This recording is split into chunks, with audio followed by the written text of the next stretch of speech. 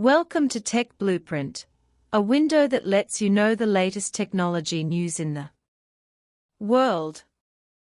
The once highly praised Indian manufacturing is now facing a cold wind. As of 2024, the number of foreign-funded enterprises in India has exceeded 3,000, highlighting that after the short-lived glory of Indian manufacturing, it is rapidly going downhill. The reason for this result is the greed of Indian consortiums, which has caused many foreign-funded enterprises to fear the Indian market and choose to flee. Among them, the most concerned by the outside world is the unfair treatment of Chinese mobile phone companies in India. Chinese mobile phone companies have been issued huge fines in India in recent years.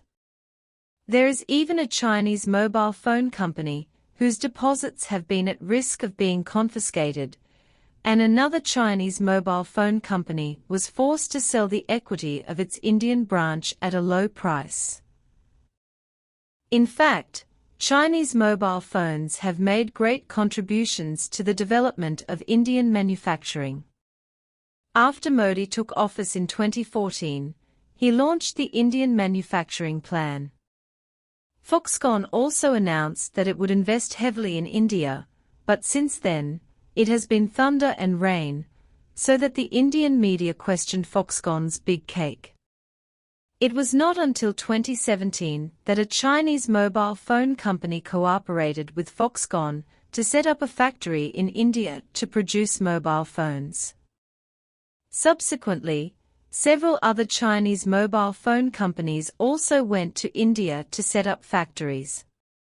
As a result, India's mobile phone manufacturing industry began to take off, opening up the situation for Indian manufacturing. In 2019, Foxconn finally invested in setting up a factory in India to produce iPhones, and Indian manufacturing reached its peak.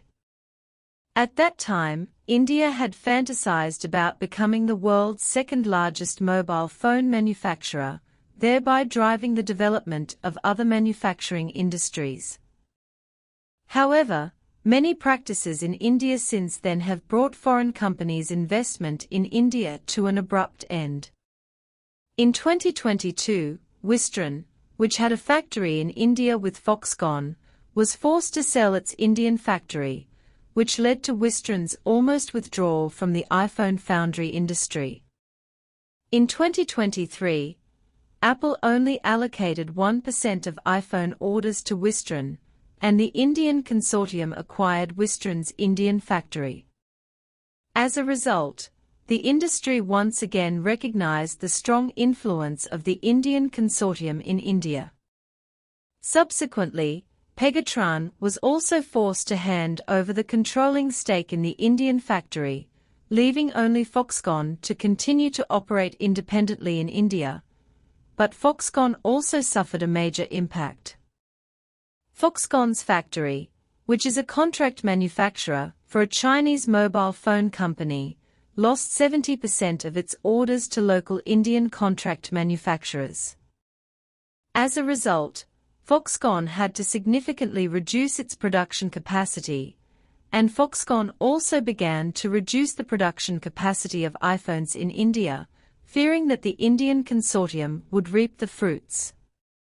The experience of Chinese mobile phone companies and Foxconn in India has had a wide impact. Since 2022, a large number of foreign-funded enterprises have been deregistered, including nearly 1,700 foreign-funded enterprises in 2022 alone.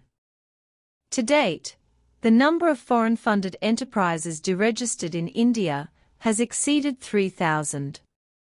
A large number of foreign-funded enterprises have left India, resulting in the proportion of manufacturing in India's GDP has dropped to 14.7%. A few years ago, the proportion of manufacturing in India's GDP increased to 18%. This shows the far-reaching impact of the withdrawal of foreign-funded enterprises on Indian manufacturing, And it can also be seen that local Indian companies cannot afford the manufacturing industry of foreign-funded enterprises such as Foxconn. Due to the decline in India's mobile phone production capacity, Vietnam announced in 2024 that it has become the world's second-largest mobile phone exporter. India had previously achieved this position. This shows how serious the blow to India's mobile phone industry has been. India's once imagined manufacturing ambitions have also been shattered. Because India's attitude towards foreign-funded enterprises is always capricious, India has won the reputation of a foreign capital cemetery. Now India's foreign capital cemetery sign has undoubtedly been polished brighter. The halo of Indian manufacturing has faded, and the foreign capital cemetery sign has been polished brighter and brighter. Chinese mobile phone companies have been severely punished, Foxconn's orders have been taken away by 70%, and Wistron has been forced to sell factories at a low price. Behind the collective escape of 3,000 foreign-funded enterprises is the result of the greedy harvest of Indian consortiums and the capricious policies. When Vietnam replaced India as the world's second-largest mobile phone exporter, Modi's manufacturing ambitions finally came to nothing. China's advantages in manufacturing are obvious. More importantly, China's various industries are closely connected, and a complete production system has been established, which means that all the required parts and technologies can be solved domestically, with obvious advantages in cost and efficiency. In contrast, India's production chain is still somewhat immature, and many important products and technologies still rely on imports, which puts India at a disadvantage in market competition and makes it difficult to truly take the initiative. The rise of China's manufacturing industry is all due to decades of continuous efforts and accumulation, as well as continuous institutional innovation. India's large-scale investment ultimately ended in failure, which really taught global investors an important lesson. This shows that there is no shortcut to developing manufacturing. Infrastructure construction, improvement of the education system, and optimization of the institutional environment must be done step by step. Those grand plans that sound very beautiful will eventually expose problems under the test of reality. India's efforts to rapidly rise in the manufacturing industry have not been successful, which highlights the importance of long-term planning and solid execution.